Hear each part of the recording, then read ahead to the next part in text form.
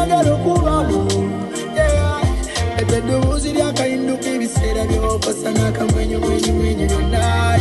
ekyo ekikula kyagamba sogonze kutunuulira n'olusunyisunyisunyi lukwali kusaba tonjanyweza nywera omukwano gwonnina ntoko kipimo kya ttanga kusaba tonjanywera nyweza omukwano gwonnina ntoko kipimo kya ttanga kwagala ebisooka n'ebisembayo